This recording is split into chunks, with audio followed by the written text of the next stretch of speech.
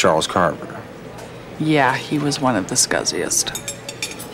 And you left shortly after the Carver case, didn't you? Now, was that because of Carver, or was it because of Ray? Ray was pretty intense back then. That put a lot of people off, but I liked him. He really cared. I mean, you cared as well, obviously. You were partners. You went back to the crime scene and found the heel that matched Carver's shoe. Actually, I didn't. We had put in an 18-hour day. We were off the clock, and Kelly sent me home to crash. Ray went back to have one last look around. So Ray was all alone when he found the heel?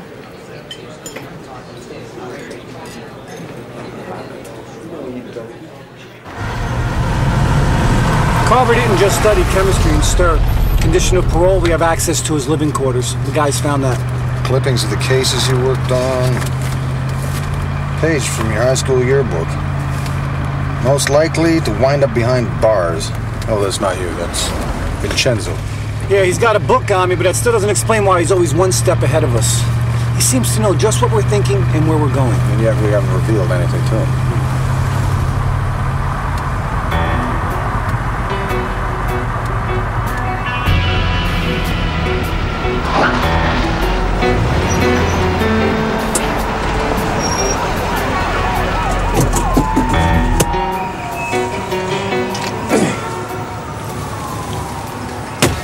From that, he took my car. Vecchio. I would have thought you would have figured out there was a bug in your car before this. Carver. Don't get off your game, detective. You'll make this too easy. And that won't be any fun at all. Ask him how the heel on his shoe came loose.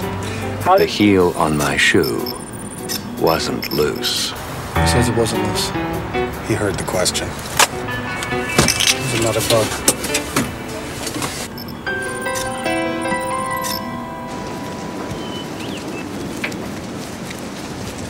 Lieutenant Kelly? Detective Huey. Eileen Vespers? Hi, we'd like to ask you a few questions. Go on inside.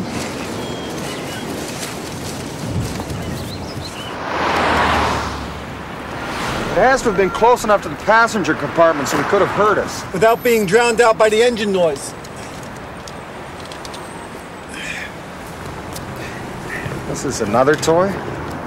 No, not just a toy. It's a 1971 Buick Riviera. It's my car. Well, it's not your car, Ray. Your car's green. Yeah, well, maybe he couldn't find a green one. It's still obvious. He's saying I'm going to have an accident. Well, possibly, but look at the way this has been crushed, flattened almost, as though someone had stepped on it. Right? Well, very few accidents cause this, where a vehicle is flattened from the top. And there are a lot of accidents you could cause, but to cause this would be extremely difficult. So what are you saying? He's not threatening an accident?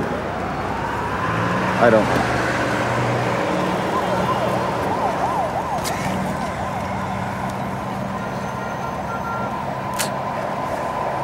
You know, Benny, puzzles and riddles, I was never good at any of this stuff. What are you saying, Ray? You solve puzzles all the time. Yeah, well, not like this. This is like those problems in school, you know, those logic problems where a train leaves Dayton at 2 p.m. traveling 60 miles an hour, and another train leaves Akron at 1 p.m. traveling at 40 miles an hour. At what time do they intersect? The only answer I ever could come up with was I don't care. It's a fine answer. And you're doing fine, Ray. No, I'm not doing fine. You know, he's wreaking havoc, he's blowing up bombs, he's lighting fires, and I'm not even this close to stopping him. Ray, no one has been hurt. Not yet. You know, it's like I'm playing this weird game and I don't even know the rules. You're figuring them out. Yeah. But he's got me completely figured out. I'm not up to this, Benny.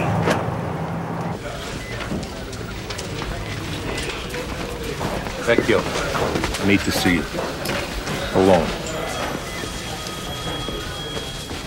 You know Frank Greco from the state's attorney's office? I do. And of course you know our friends from Internal Affairs. Frank investigates officer malfeasance. I don't believe this. Ray, this isn't easy for me. This isn't about now, Detective. This is about 8 years ago. The original Charles Carver bust. What about it? It's looking bad, Vecchio. The shoe with the missing heel hadn't been worn without the heel, as it would have been if someone were running from the scene of a crime. So the heel was removed from the shoe when it was indoors. The evidence was planted. You're just discovering this now? We've been asking some questions that should have been asked then but weren't, in the rush to judgment. And we've been talking to some people that should have been talked to then but weren't. Like who? Other investigators, attorneys. My ex-wife. Look, don't you guys see what's happening here? He's doing this. He's got you focusing on the old case so that you're distracted and you're slowed down. We gotta move on this thing now. This time, Detective, we're not gonna be rushed into making a mistake.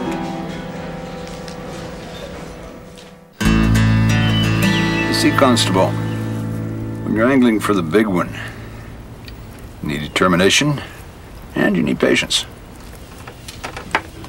Rare determination. What about patience? Patience wasn't his long suit. Look, you've got to understand, Carver was dirty. Dirty enough so a policeman would want to plant evidence? The arson investigators had combed that scene.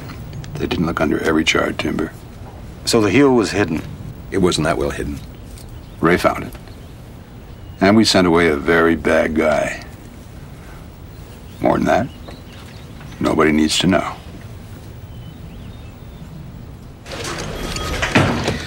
Detective Vecchio, you were still with your ex-wife at the time of Carver's arrest, huh? Yeah. She said she saw the heel, what turned out to be the heel of Carver's shoe, at your home. She might have. You had it at your home? Look, I had it on my possession from the time I left that crime scene until I booked it in at the station. And you stopped there right about lunchtime, right? Yeah. Something that you were in the habit of doing. No. Would you say you've done it often, occasionally, rarely? I've never done it before. Look, me and my wife, we were having some problems, okay? Our marriage wasn't going too well. We had a fight that morning, and I just stopped home around lunchtime to smooth things over. So is it fair to say, Detective Vecchio, that you were emotionally upset at the time?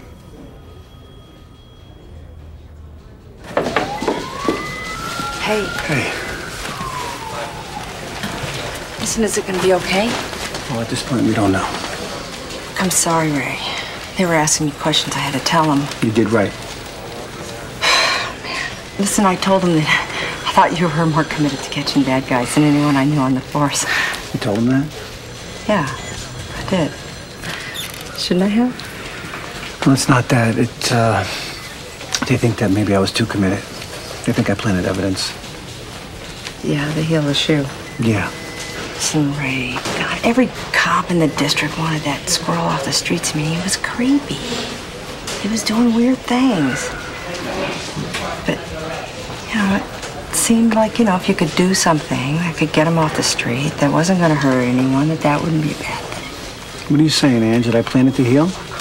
Well, it's kind of weird, Ray. A guy that careful leaving a heel like that, and you're coming home carrying it in your pocket. Do you really think I would do something like that? I think you wanted him off the streets. I think you were right. Take it easy, Ange. Great.